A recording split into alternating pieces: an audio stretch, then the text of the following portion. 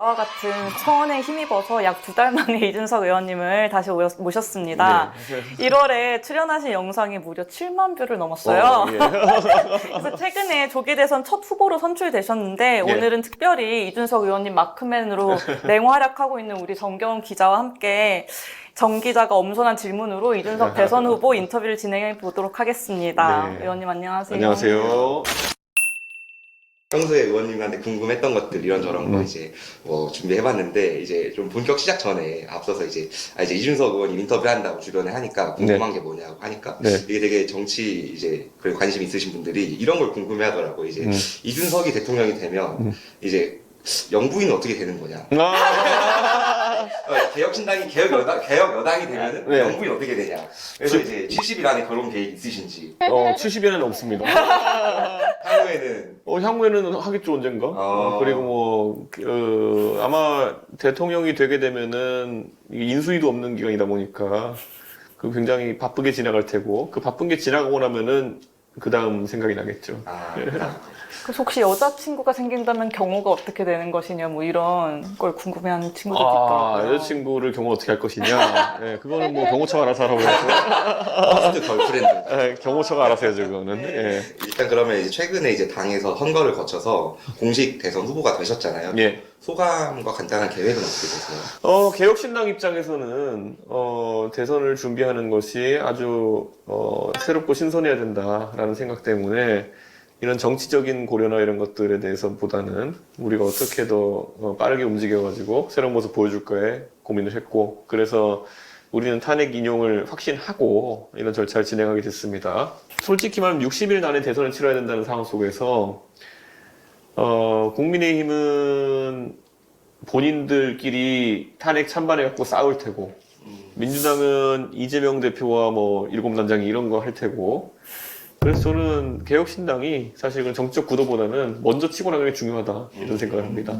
헌재에서 지금 윤 대통령 탄핵 심판 선고가 굉장히 늦어지고 있잖아요. 네. 그래서 사실 여당에서는 이 각하나 기각 가능성이 굉장히 높아졌다고 막 이제 보시는 의원님들이 점점 늘어나고 어떻게 보면 희망적인 이제 사고가 더 커지고 있는 상황이고, 민주당 이거 큰일 났다 하면서 막 엄청 위기감이 좀 커지는 모습인데 이 좀 상황 어떻게 보시나요? 예전에 박근혜 대통령 탄핵 때도 이런 거 뭐 받은 걸 돌리고 그다음에 또 이럴 것이다 예측하는 분들 많았거든요. 그래서 박근혜 대통령은 본인 순방 계획까지 잡을 정도로 탄핵 기각 날 줄 알고 있다가 그냥 파면돼가지고 끝난 거거든요. 그러니까 지금 똑같은 일이 그냥 반복되고 있는 것일 뿐이다. 누군가가 희망회로를 돌리고 있는 것이고 지푸라기가 잡는 심정으로 희망회로를 누가 붙들고 있는 것이지 대세가 변하진 않는다. 이렇게 말씀드리고요. 만약에 어떤 헌법재판관이 법리만 아니라 정치적인 상황을 놓고 이거에 대해서 판단에 가미한다고 했을 때 인용을 기각으로 바꿀 정도의 용기는 나지 않을 겁니다. 예, 예를 들어 본인이 진짜 이거는 제 가정인데 혹시 그런 분이 있어가지고 내가 진짜 보수적인 인물이고 이재명 대표가 뭐 이런 조기 대선에서 자신의 혐의를 갖고 뭐 대통령이 되는 게 싫어 뭐 이런 생각을 하는 분이 있다 치더라도 그분이 기각까지 내거나 각하까지 내기는 어려울 것이고, 다만 이분이 할 수 있는 거는 절차적인 문제를 삼아가지고 지연이 되게 한다 정도는 내심 할 수도 있을지 모르겠습니다. 네, 그런데 그걸 넘어서는 기대를 하는 거는 그것도 이제 행복회로죠. 이번에 조기 대선이 치러진다면 좀 이번 대선의 시대 정신 혹은 큰 어젠다 이것이 좀 뭐가 될 것 같고 어떤 걸 좀 대죠? 저는 두 가지 얘기합니다. 그러니까 대한민국에서 이제 정치가 이 모양 이 꼴 된 거는 제가 그냥 싸잡아서 비판하자면은 법조인들이 정치에 너무 많아져서 그렇습니다. 법조는 과거를 재단하는 것이고, 과거에 누가 했던 일 가지고 누구 감옥에 보낸다, 누구 방탄한다 이런 거 갖고 몇 년째 싸우고 있는 거 아닙니까? 저는 이제 미래에 대해서 얘기해야 되는 거고, 이거 법조인들은 안 해봤기 때문에 못하는 거고요. 저는 앞으로 뭐 과학기술 쪽에 조예가 깊은 사람들이라든지 관심 있는 사람들이 정치의 전면에 나서야 된다. 왜냐? 지금까지는 뭐 산업화 민주화 과정을 겪었지만은 이제는 글로벌 패권 경쟁이라는 게 과학기술을 바탕으로 이루어질 거거든요. 지금 보면은 대만이라는 나라가 대만보다 TSMC라는 회사의 가치가 더 커지는 그런 상황이고, 미국의 산업이라는 것이 다시 부흥해가는 것이 AI라는 IT 빅테크들에 의해 가지고 이끌어져 가고 있는 거거든요. 그러니까 저는 뭐 이런 기조하에서 대한민국이 적어도 외교나 아니면 경제 모든 면에서 자리를 유지하려면은 우리만 할 수 있는 기술, 우리만 할 수 있는 상품, 우리만 가질 수 있는 형태의 기업 이런 것들로 지렛대를 만들어야 된다. 이게 2021년에 바이든 대통령이 미국의 한 6가지 산업과 4가지 이제 공급망 체인을 관리하겠다 이런 얘기를 했었는데 그 안에 보면 배터리 무슨 뭐 그다음에 그 반도체 뭐 이런 거 다 들어있거든요. 거기서 한국이 서플라이 체인에 꼭 필요한 존재가 되느냐 아니냐 따라 가지고 우리 국력이 된다는 겁니다. 그러니까 이거 잘하기 위해서는 첫째 이공계에 대한 관점이 있고 잘하는 사람, 두 번째로는 글로벌 그런 환경에 대해 가지고 이해가 잘 되는 사람. 네. 저는 그게 저밖에 없다 생각합니다. 의원님 이기려고 나오시는 거잖아요. 네. 당선하러 나간다. 그렇게 저희 저번 영상에서도 네. 썼는데 제목을 이게 지금 이제 여론조사 데이터로 보면 어떻게 이준석이 이길 수 있을까? 이것에 이제 의문을 표하고 어떤 혹시 역전 전략 이런 게 갖고 계시는지 궁금해하는 사람들이 많은 것 같아요. 지난 대선 때는 당 대표로서 뭐 세대 포이론이라든지 이제 서진 정책 이런 것들 여러 가지 아이디어도 내시고 했잖아요. 이번에 어떤 전략은 어떤 대한민국의 그 선거는요, 후반부로 갈수록 인물 중심으로 모이게 돼 있고요. 아까 말했던 것처럼 선명하게 이제 구시대 인물과 제가 지향하는 정치는 완전 다를 것이다. 그래서 그 부분에 대한 대비를 강하게 할 거고요. 이번에 이재명 대표 같은 경우에도 본인이 얼마나 옆에 많은 참모들을 두고 기껏 생각하는 것이 K-엔비디아, 즉 젠비디아 논란이라는 그런 것들을 만들어낸 건데 이 젠비디아 논란 같은 경우에도 굉장히 그냥 IT나 아니면 기술을 아는 사람들 입장에서는 아니 엔비디아를 만드는 게 어려운 과정이고 그것에 대해서 어떻게 하느냐가 중요한 건데 김치국 마시고 있는 거잖아요. 만들면 30%를 그거를 국부화 해가지고 세금을 안 내게 만들어주겠다. 이거는 제가 그냥 간단하게 표현하면은 사기에 가깝습니다. 제가 원색적으로 표현하자면은 세금을 안 낼 수 있다고 사탕 발림하면서 그 엔비디아 같은 아무 말 대잔치를 하는 거거든요. 이건 왜 그러냐면은 이재명 대표가 지금까지 자기가 얘기했던 기본소득이나 이런 좀 약간 허황된 그런 전략을 버리지 못하는 거예요. 맨날 기본소득 무슨 돈으로 하냐 이렇게 사람들이 물어보니까 엔비디아 같은 걸 만들어가지고 30% 뜯으면 되지. 그 30% 지분 뜯고 법인세까지 20% 뜯으면은 그 기업은 한 50%를 국가에 뜯기는 거거든요. 근데 그거를 하겠다는 거잖아요. 예. 저는 그러니까 계획이 그런 허황된 계획이 나올 때 정확하게 짚어내는 것이 첫 번째요. 두 번째로는 그러면은 이준석 입장에서 그러면 IT 산업이라든지 이런 것들이 창의가 진행되기 위해서 뭐 해야 되느냐? 저는 교육에 대한 압도적 주장을 주장할 겁니다. 예. 지금 AI라는 것이 로봇이라는 것이 대두되면서 사람의 생산성이 AI나 로봇보다 떨어지면요 대량 실업입니다. 볼 것도 없어요. 예. 그러면은 지금 그냥 그 최저임금 이런 문제도 그냥 논제가 아닙니다. 대량 실업이 문제가 되는 거예요. 그렇기 때문에 저는 사람이 효율성을 높여가기 위한 노력을 계속 하지 않으면은 결국에는 인구의 상당 부분이 근로 불가 상태에 빠질 것이다. 그러려면 진짜 교육에 엄청난 투자해야 된다. 이것을 저희의 키 전략으로 삼을 것이다. 이렇게 말씀드리고요. 뭐 국민의힘은 지금 전략이 없는 것 같으니까 국민은 탄핵 찬반으로 싸울 겁니다. 그냥. 근데 이제 탄핵 직후에 네. 대선이 치러진다면 이제 보수와 진보의 진영 간 결집 현상이 강해져서 이제 개혁신당 같은 제3지대 정당의 인물이 좀 설 자리가 좁아지는 거 아니냐 뭐 이런 전망들이 나오는데 좀 동의하시는지 좀 어떻게 보시는지 궁금해요. 그 선거 때 대선 때 제3지대 후보들의 운명을 보면은 이게 공간이 줄어들었다 늘어났다 합니다. 그래서 우리가 작장 익히 아는 매번 상습 출마하셨던 안철수 의원 같은 경우 보면은 2016년 같은 경우에는 탄핵 대선이기 때문에 공간이 또 의외로 넓었어요. 그래서 지지율 1위까지 치고 올라가긴 했는데 그 다음에 이제 좀 개인적인 그 당시엔 선거를 많이 안 뛰어보셨으니까 선거 전략상의 문제로 뭐 우리가 잘 아는 MB 아바타라든지 뭐 이런 것들 때문에 그 강세를 이어가지 못하면서 이제 3등으로 내려앉은 거였거든요. 저는 제3지대 후보에게 한 번씩은 그런 기회가 온다라 봅니다. 그랬을 때 그걸 어떻게 유지하고 이끌고 나가느냐는 정치적 역량에 달려있다 이렇게 봅니다. 약간 넌센스 질문, 퀴즈 같은 질문일 수도 네. 있는데 이준석에게 이재명은 좀 어떤 상대일까요? 저는 이분이 생각보다 그냥 인터넷에서 밈같이 도는 것들만 봐도 굉장히 우려가 되는 지점이 많다. 예. 제가 윤석열 대통령 보면 처음에는 우리가 보면서 슬슬 이상한데 뭐 왕자 쓰고 나오고 이럴 때 야, 아무리 그렇지 사람이 좀 그냥 조금 치는 부분이 있어도 정치를 몰라서 그러는 거겠지 하고 약간 가볍게 넘겼던 것들이 알고 봤더니 재앙적인 결과가 나온 거거든요. 마침 오늘도 이재명 대표가 뭐 몸조심해라 이런 거 최상목 대행한테 얘기해가지고 큰 논란이 일었는데 예를 들어 윤석열 대통령을 반추해보면은 이분은 욕을 많이 하시긴 하는데 그리고 뭐 말하시는 거에 절반 가까이가 이제 험한 말씀이시긴 한데 그냥 상투적인 욕이에요. 뭐 이 XX 저 XX 이런 것들. 그렇기 때문에 그냥 추임새 같이 욕을 쓰시는 분이라면은 이재명 대표 뭔가 연상작용을 떠올리는 굉장히 구체적인 말씀 많이 하세요.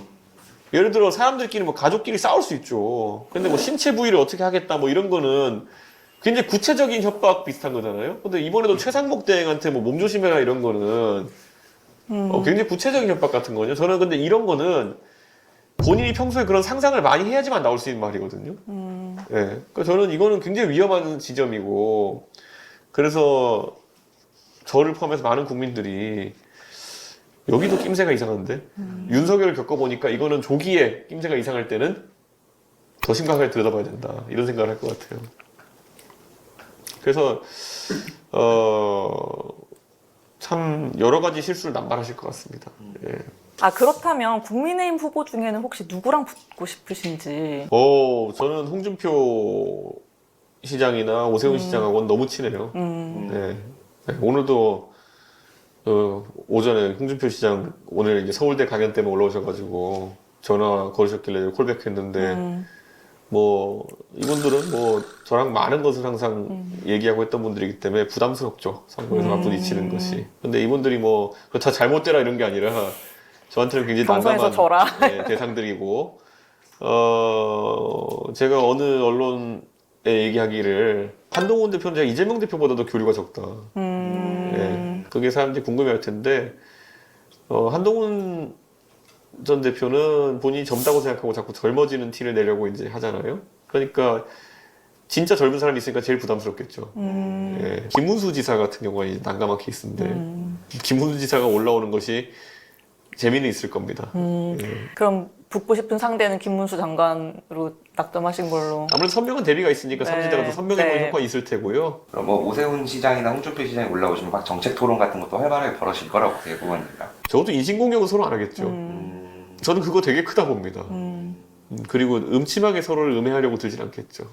뭐 2심 판결이 좀 앞으로 다가왔는데 이게 만약에 1심과 비슷한 판결이 나면 좀 민주당에서도 다른 주자들이 나올 것 같은 움직임이 좀 가속화될 수가 있을까요? 저는 이거에 대해서 법리적인 해석은 어떻게 될지 모르겠지만은 이재명 대표에 대한 그 신뢰도나 아니면은 지지도는 꺾일 수밖에 없을 거다.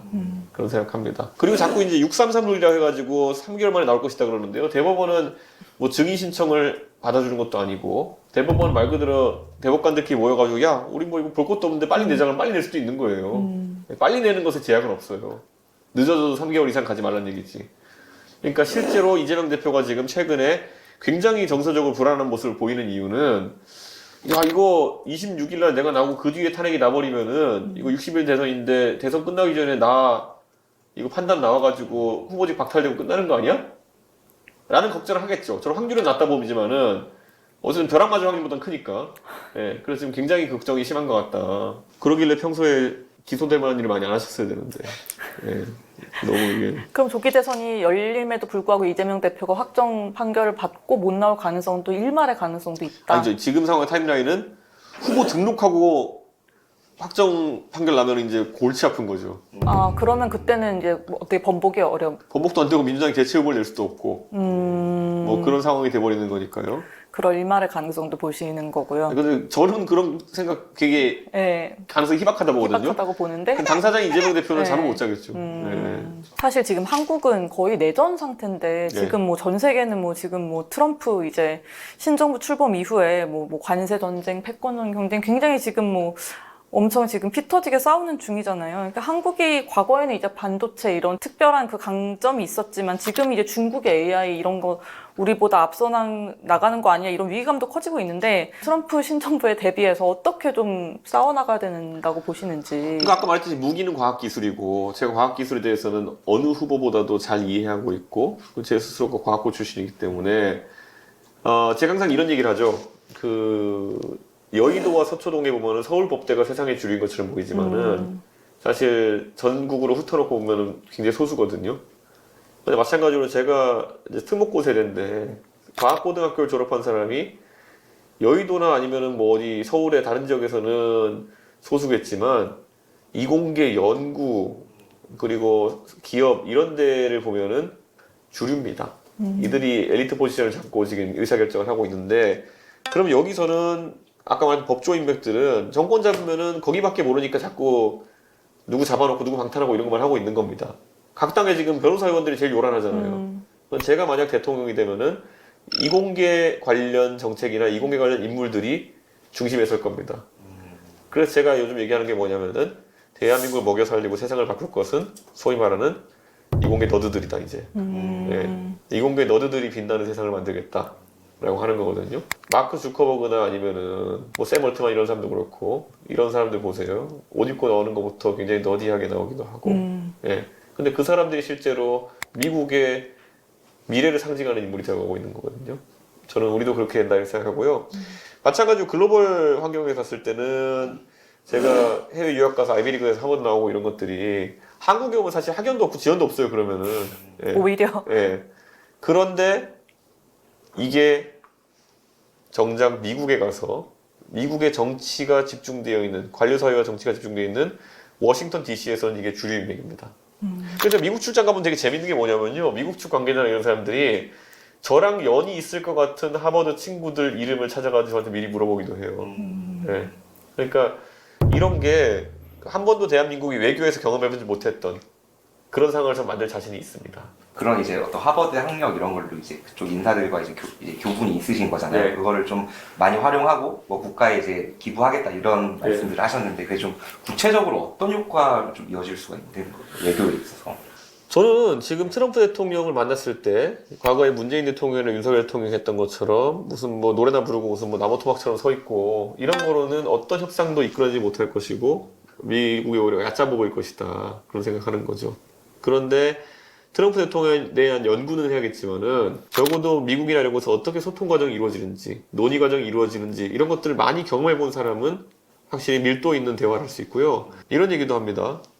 제가 미국 국무부에 출장 가보면은 제가 영어나 이런 것들을 능숙하게 구사한다는 것만으로도 같은 정상이나 같은 핵심 관계자를 만나봐도 거의 3배로 압축된 양의 대화를 할 수 있는 겁니다. 일반적으로는 통역의 필요가 없으니까. 일반적으로는 정치인들 얘기하면 한국 사람이 통역하고 그걸 또 들어가지고 다시 또 한국어로 통역하고 이렇게 하려면 한 3배 정도 더 느리게 하게 돼 있거든요. 그런데 저는 굉장히 간결하게 그걸 의사소통할 수 있고 그게 국가 경쟁력 중에 하나입니다. 왜냐? 미국 대통령 만나면은 정해진 시간은 있을 텐데 그 사이에 얼마나 많은 아젠다를 할 수 있느냐. 다른 사람들은 몰라도 이준석은 그 제한된 시간 내에 3배, 4배 이상의 소통을 할 수 있다라는 거는 특장적입니다. 예. 이준석의 시간은 3배다. 그렇죠. 외교의 밀도 자체가 3, 4배가 될 겁니다.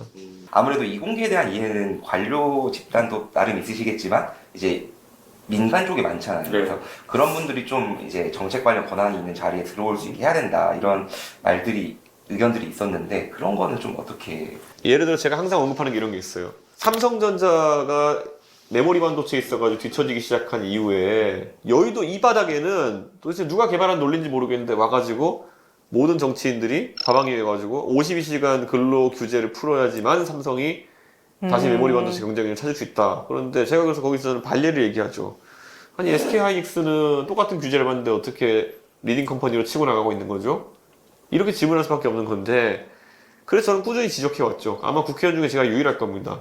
이거는 삼성이 메모리 반도체에서 고생하는 이유는 경영진이 어쩌면 이퀄 이재용일 수도 있는 경영진이 합리적인 판단을 적시적소하지 않았기 때문에 기술 경쟁에 뒤처진 것이라고 보는 게 맞다. 그러니까 노동 관련한 규제를 먼저 건드리면 그게 해결될 거라는 그런 너무 간편한 망상에 빠지지 말자 이런 얘기를 했거든요. 근데 아니다 다를까 최근에 이재용 회장이 큰 결단 내려가지고 그런 경영적 실패, 판단의 실패가 있었다는 것을 밝히고 이제 그런 것들을 없애기 위한 혁신의 길에 나서겠다고 하니까 지금 몇 달 동안 정책이었던 삼성전자 주가가 팍팍 뛰잖아요. 그러니까 정답은 그거였던 거예요. 근데 그거를 여의도 정치인들은 52시간이 문제였다는 식으로 해가지고 지금까지 허송세월한 거죠. 삼성은 잘못한 게 없고 52시간 때문이다. 이 논리를 몇 달 동안 끌고 갔으니까.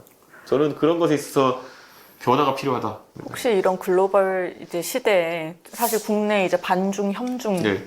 정서가 점점 커지는 추세인 것 같은데 이런 부분은 좀 어떻게 보시나요?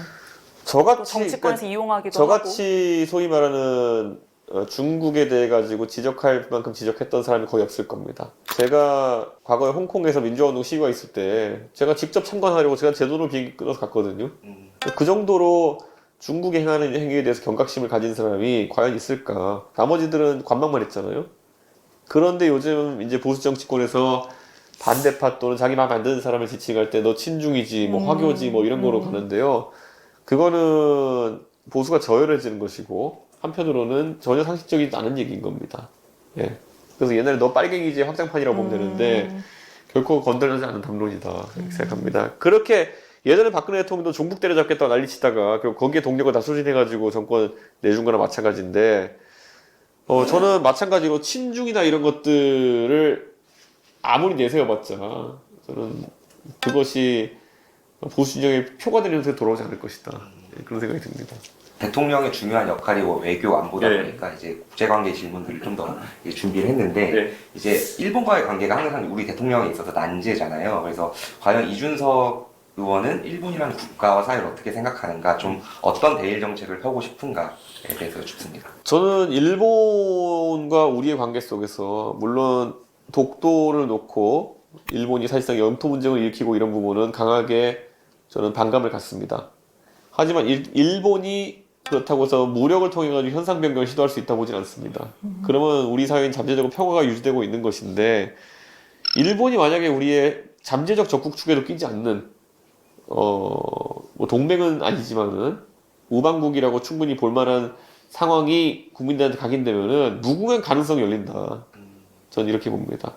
그래서 저는 그런 부분에 대한 기대를 가지고 한일 관계도 좀 미래지향적으로 나갔으면 좋겠다. 최근에 한국에서 KPS라는 걸 만들기 시작했습니다. 근데 우리가 잘 아는 것처럼 일본과 한국은 위도와 경도가 거의 비슷합니다. 그러면 이 KPS라는 걸 우리 혼자 단독 개발해야 되는 거냐? 아니면 오히려 한일에서 공통된 위성을 띄워가지고 비용을 줄이고 협력을 강화하는 것이 옳냐? 이런 데에서 저는 아무리 누군가가 반일을 얘기하고 뭐 일본과의 긴장관계를 얘기한다 하더라도 제가 만약 결정권자라면은 저는 한국과 일본 간의 그 포지셔닝 위성, 위치 정보 위성 같은 경우에는 충분히 공유해도 된다. 그러면 양국이 수천억 개의 비용을 아낄 수 있고 기술 교류를 통해서 상호 발전할 수 있고 이런 기회가 열린다. 이렇게 보고 있습니다. 이런 걸 이야기하면 이제 또 상대 쪽에서 친일이냐 이런 식으로 공격하겠지만은 그런 거 따질 때가 아닙니다. 혹시 대북부상도 생각을 좀 해놓으신 게 있으신가요? 저는 김정은이라는 사람이 상당한 내적 혼란을 겪고 있을 거다 생각합니다. 김정은이 어쨌든 스위스에서 서구식 교육을 받은 사람이고 그럼 그 안에서 공산주의나 독재를 찬양하는 바는 배우지 못했을 거거든요. 근데 본인이 배우면서 살아왔던 것과 실제 살아가면서 느끼는 것이 괴리가 크다고 여길 것 같습니다. 그래서 저는 김정은에 대해 가지고 제가 뭐 퍼주기 이런 걸 할 건 아니지만은 조건 없이 만나는 의향은 갖고 있다.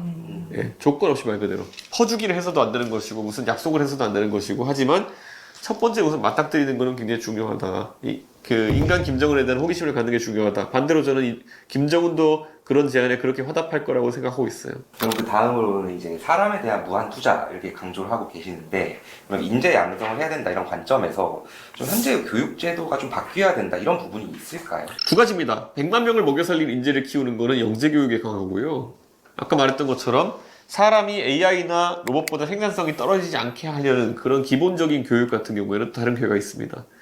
저는 우선 그 기본적인 교육을 하는 영역을 굉장히 투자를 늘려야 된다 이렇게 생각하는 게요. 제가 늘 얘기하는 게요. 제가 수학을 중학생 아이들 저소득층이 가르치는 일을 오래 해서 그런지 수학이 중1, 중2 때 뒤처지게 되면은 고3 졸업할 때까지 계속 수업 시간을 잘 수밖에 없습니다. 앞에 걸 모르니까 뒤에 거를 뭐 배워서 뭐 하나요? 수포자. 네, 수포자가 그렇게 탄생하는 거죠. 수포자나 아니면 이런 학생들이 발생할 위험이 있으면은 한 반의 학생 수를 4, 5명으로 줄여서라도 굉장히 수준 높고 밀집된 수업을 해야 된다고 생각합니다. 그러려면 지금 수학이나 영어 과목에 보통 한 25명씩 이렇게 들어가는 반을 4, 5명이 들어가는 반을 바꾸려면은 선생님들 임용해야 되는 숫자가 굉장히 늘어나겠죠. 하지만 저는 그것이 필요하다고 봅니다.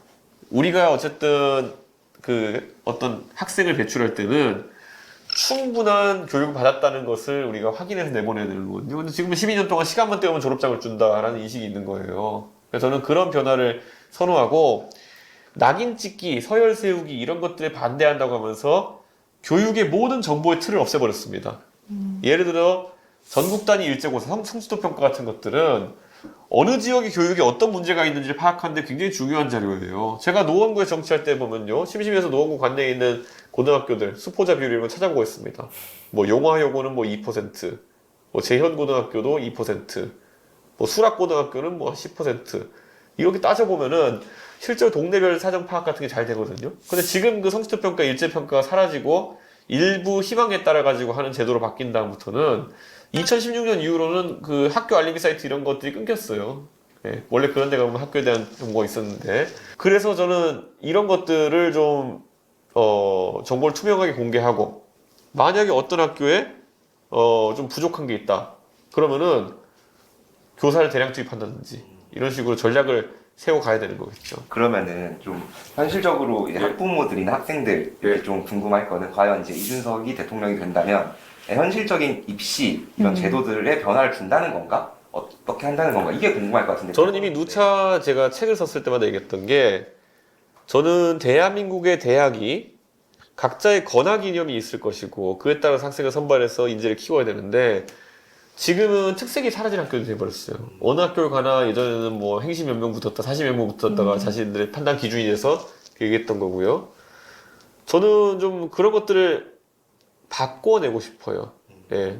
그러니까 그 학교를 운영하는 목적 자체가 그런 피상적인 목표가 아니라 권학 이념에 맞게 가야 되는. 그래서 사립학교는 그 권학 이념에 맞는 자율성을 최대한 보장해줘야 되는 것이죠. 그래서 저는 사립학교 같은 경우에는 등록금에 대해 가지고 좀 더 자유도를 주고, 예, 전공 칸막이에 대해서 조금 더 자유도를 주고 이런 게 필요하다 보는 거고요. 반면 국공립대 같은 경우에는 저는 오히려 완벽한 줄 세우기 해야 된다 보는 거죠. 국공립대가 상당수의 학생을 커버하면서 한편으로는 이 학생들을 공정하게 선발하기 위해 가지고는 공인된 어떤 성적이나 이런 것들이 필요한 것이거든요. 저는 그 정도의 투트랙을 가져가고 싶다. 사립학교나 사립대학에는 무한한 자율권을, 그리고 국공립대학교 같은 경우에는 무한한 자유를 주기는 어렵지만은 어떤 그 틀을 만드는 게 중요하다. 그래서 국공립대학교는 완전 서열주의로 가야 될 수도 있다. 네, 학생 뽑을 때. 그런 생각도 합니다. 우리가 보통 공정성 얘기하면 수능을 뽑자는 얘기 하잖아요. 예, 그런 식으로 변화가 있어야 된다고 생각합니다. 사실 역대 정부가 항상 교육개혁을 이제 시도를 했고, 이 윤석열 정부도 했잖아요. 교육개혁이 굉장히 중요한 하나의 이제 아젠다였는데, 킬러 문항 그런 뭐 문제라든지 그런 것들 많이 있었잖아요. 이 왜 실패, 지금으로서는 이제 일단 멈춤 상태인데. 윤석열식 정치는 로또 정치 또는 낙수식 정치예요. 교육도 윤석열 대통령이 뭐 킬러 문항이 왜 있냐 그래가지고 입시를 건드린 거잖아요. 그런데 그건 본인이 수학능력 시험의 특징을 이해하지 못하고 있는 거죠. 원래 지문으로 나와야 되는 거는 아무도 모르는 게 지문으로 나오는 게 정상이거든요. 근데 옛날에 외워서 하던 시절인 줄 알고 왜 교과서에 없는 게 문제에 나오냐. 교과서에 있는 게 나오면 더 문제죠. 그래서 저는 윤석열 대통령이 그런 개념 자체를 잘못 정의했다. 이런 생각이 드는 거고, 개혁은 굉장히 파격적이어야 되고 정확하고 적합해야 된다 생각하는데, 저는 아까 말했던 거, 교육 통계부터 정확히 살려야 된다. 미국에서 예전에 NCLB, 한국어로 번역하면 낙오방지법이라는 거 만들었거든요. No Child Left Behind라는 그 시적인 표현인데, 그게 뭐냐면은 공립학교에 대해 가지고 계속 평가를 해가지고 일정한 점수나 수준에 미달한 학교들은 추가로 그 교육을 더 잘할 수 있도록 당근과 채찍을 주는 거예요. 저는 그런 게 대한민국에서도 필요하다. 이런 생각이 듭니다. 이제 약간 교육부 장관 인터뷰는 아니죠. 네. 요즘에 이제 말씀들을 많이 해주셔가지고 이거는 좀 개인적으로 궁금하기도 한 건데, 네. 이제 사실 한 나라의 최고 연구기관은 뭐 대학원 네. 3위 연구기관이었는데, 이제 대학원 다니는 사람들로부터 뭐 대학원 전생에 죄를 지어서 온다, 뭐 이런 자조가, 뭐 문이과를 불문하고 이런 거는 좀 어떻게 보시는지 궁금하더라고요. 연구원도 마찬가지입니다. 어떤 기업에서 연구를 잘하는 사람이 있으면요, 저는 그들이 나도 잘하면 대박 날 수 있다는 마음을 가지게 해야 됩니다. 제가 한 가지 우스꽝스러운 대한민국 규제 한 가지 말씀드릴까요? 대한민국의 원래는 5억 이상의 임금을 받는 임원에 대해 가지고 정보 공개를 하게 돼 있습니다. 최근에 법이 바뀌어가지고 어떤 일이 생겼냐면요, 5억 이상 연봉을 받는 일반 직원도 통계를 잡아서 공개하게 돼 있습니다. 아, 기업에. 예. 그런데 IT나 이런 업계에서는요, 극한의 효율 경쟁이기 때문에 두 사람의 개인의 업무 영향 차이가 100배 날 수도 있어요. 그럼 여기 진짜 100배의 연봉을 주고 꼬시기도 하거든요. 그렇죠. 네. 저는 그런데 거기서 아니 무슨 뭐 공서에 들어가는 사람도 아니고 어떤 민간에 살아도 5억 이상의 연봉을 받는 사람은 다 공지해야 된다고 하는 게 맞습니까? A 엔지니어랑 B 엔지니어가 실제 어떤 능력이 있고 어떤 월급을 받는지 사실 모르는 게 행복한 거예요. 그렇죠. 네, 근데 A 엔지니어가 알고 봤더니만은 5억 이상 넘게 받는 고액 연봉자다.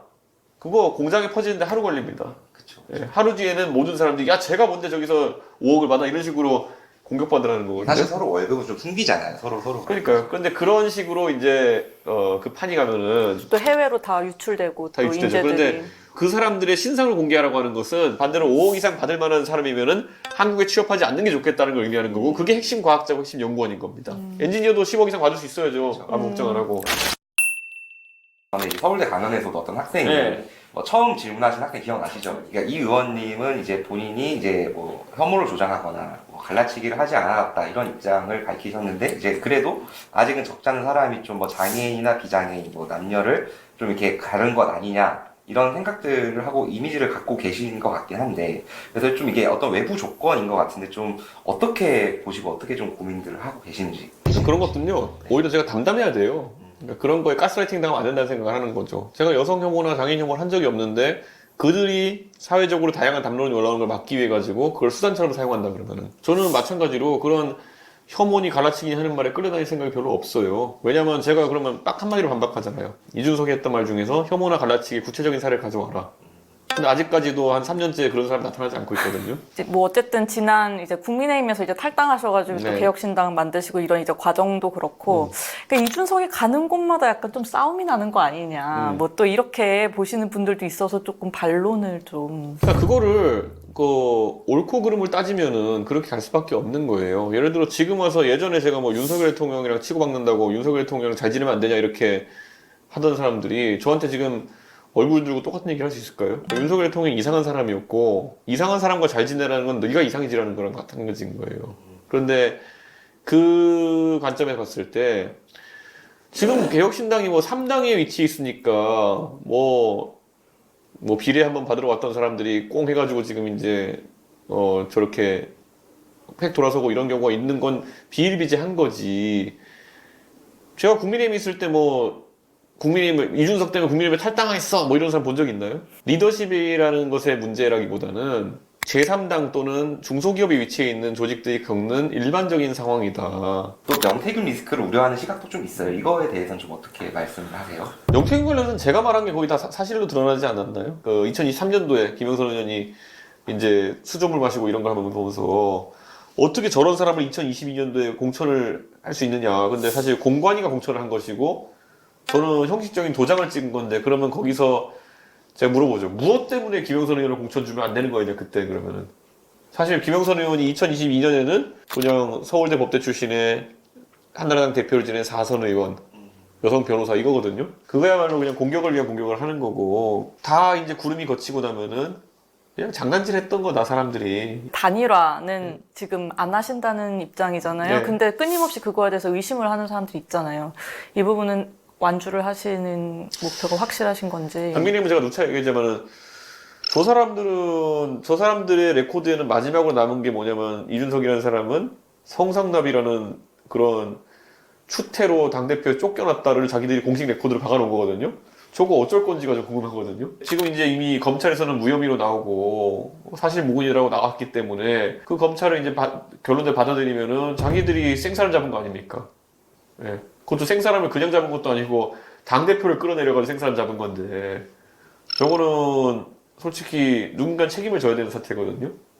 근데 입 씻고 그런 거 해가지고 뭐 단일화 안 하면 역적이다 뭐 이런 소리 하면 내가 미쳤나요 진짜? 조기 대선판이 열려서 어떻게 진행될지 모르지만 국민의힘에서 정말 들어와 달라라고 요청이 있어도 그때 사고친 사람들이 한 줄로 서가지고 전부 다 3개